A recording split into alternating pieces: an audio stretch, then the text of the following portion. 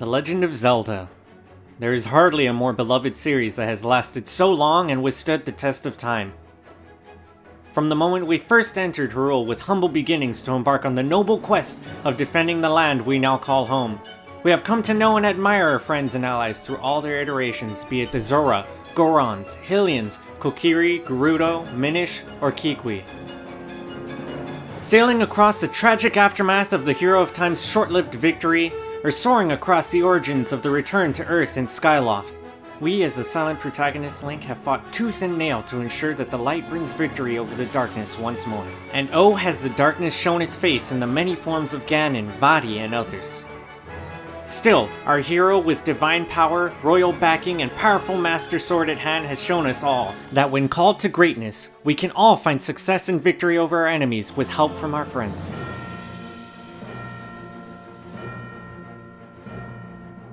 Hello everyone, so today we'll be talking about an article Game Informer has released by Ben Reeves this past week that discusses popular tropes in Zelda games that will not be coming to the franchise's latest iteration, Breath of the Wild.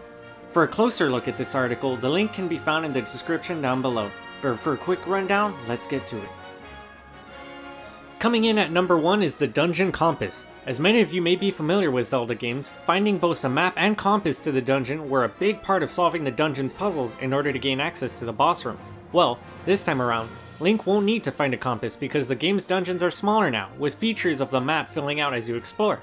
The game itself will have a compass to help the player find important locations because the creators didn't want the fun to be in finding these locations, but in figuring out how to get there. Next at number 2 is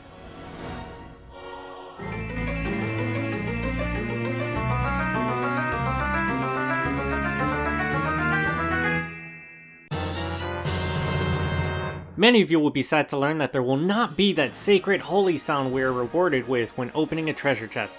That's too bad, because that was half the fun of finding chests. And now at number 3 is Link's Tunic. As many of you have surely noticed by now, we will probably not be seeing the return of Link's green tunic, as it has now been replaced with a blue one. Though series producer AJ Aonuma stated that you will be able to find green clothing in the game, we are unsure how similar to the original green tunic they will be, and it may be a safe bet to not expect finding it too early in the game.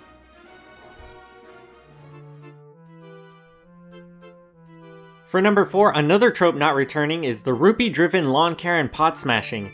In previous titles, the game's currency, rupees, were found by smashing pots and swiping your blade at patches of grass. Instead, we will be gathering the majority of our money through selling items at vendors, since the game now includes plenty of collectibles and items scattered throughout the world.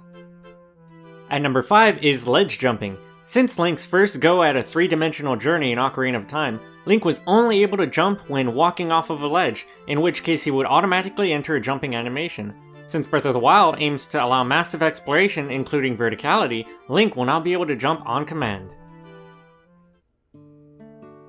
Next at number 6 is Epona. Sure, Link's trusty steed hasn't been around for every adventure, but every rideable horse in previous Zelda games has been an incarnation of Epona with the same name. Now, Link will have to tame horses in order to ride them. And since these are random wild horses, technically there is no Epona to ride this time around. Still, you can name your horse to whatever you want, so that's pretty cool too.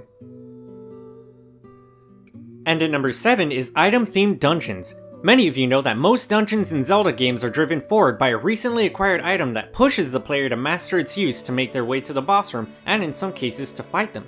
Now, you find your weapons outside of the dungeons, so the only thing necessary is your general skills. Still, in previous interviews, Nintendo representatives have mentioned that though there are no physical boundaries in the game, and have stated that we could even approach the final boss and fight him if we wished, without upgrades and increased health that comes from playing the rest of the game, it is said to be impossible to win the fight. It's possible this may be the case for some dungeon bosses as well, as the game will instead use natural boundaries such as difficulty of enemies to guide the player. At number 8 is enemy AI. Most enemies in previous Zelda games had general patterns they would follow or some form of turn-based reaction styles when confronting the player, but not anymore. Just as Halo's introduction of reactive enemies, foes in Breath of the Wild will strike the moment an opportunity arises. And lastly, at number 9 is bomb fuses.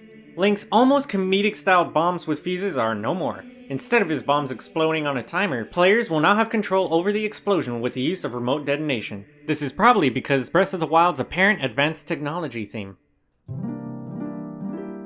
And that's the top 9 list of Zelda tropes not found in Breath of the Wild. Don't forget to check the link to the original article on Game Informer down below, and don't forget to hit that like button and smash that subscribe button to help support the channel. If you want to know more, keep in touch with us, or know when our next video is out, be sure to follow us on Facebook and Twitter. So once again, thank you and have a great day.